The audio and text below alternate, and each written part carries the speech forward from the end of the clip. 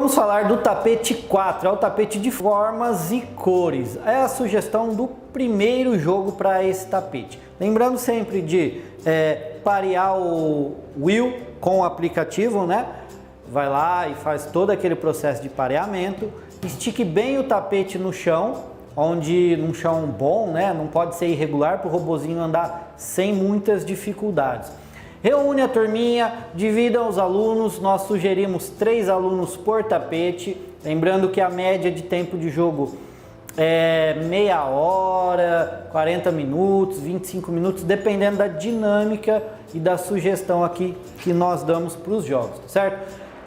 Os conceitos que nós vamos trabalhar nesse tapete é a visão espacial e o planejamento. Por quê? Eu vou explicar um pouquinho a regra e vocês vão entender melhor essas duas palavrinhas. Então nós vamos precisar do conjunto de cartas das cores e formas, aonde vai ter no tapete várias formas e várias cores.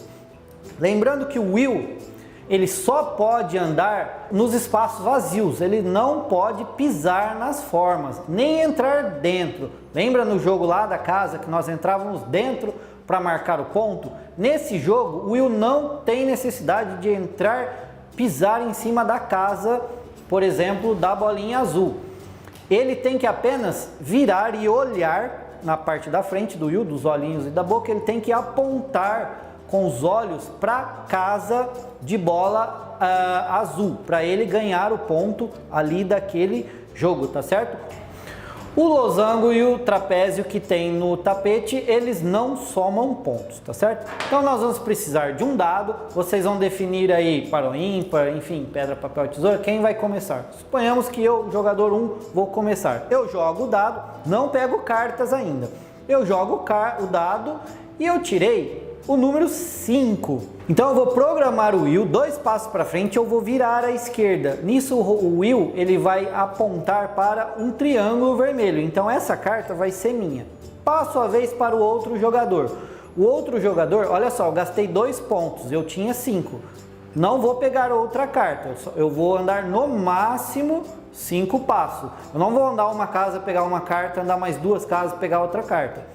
Eu tenho que passar a vez, o outro jogador vai jogar o dado, vai cair um número e vai escolher até 6 passos para andar e pegar uma carta, tá certo?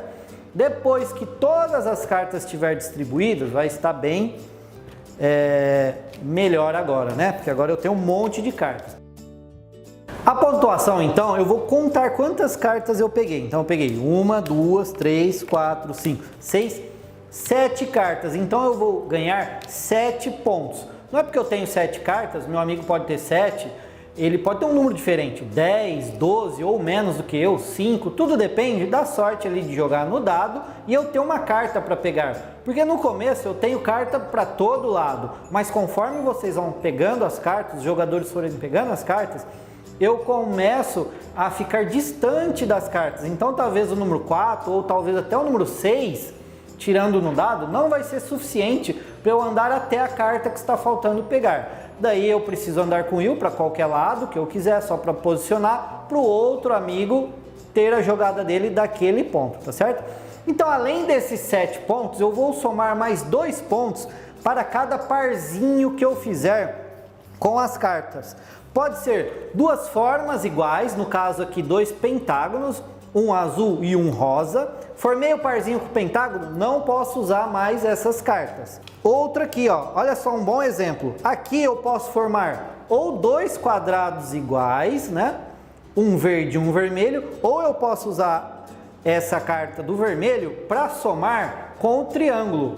Mas são formas diferentes, não tem problema, mas eu tenho 2 cores iguais. Se eu quiser somar as cores, eu venho aqui, marco mais 2 pontinhos, tá certo? Não posso usar aquelas cartas.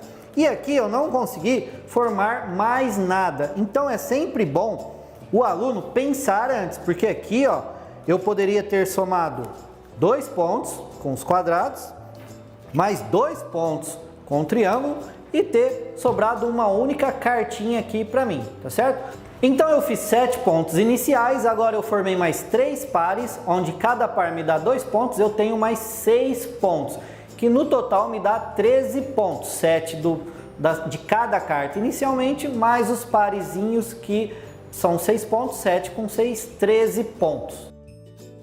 Lembrando que isso é uma sugestão de jogo, é bom definir bem as regras, explicar para os alunos para não ter dificuldade depois na hora de gerenciar os pontos, quem ganhou, quem perdeu. O importante é sempre eles estarem jogando feliz, inventando novas regras aí para estar sempre se divertindo e aprendendo a parte lógica, que é a parte, uma das mais importantes aqui do jogo, certo?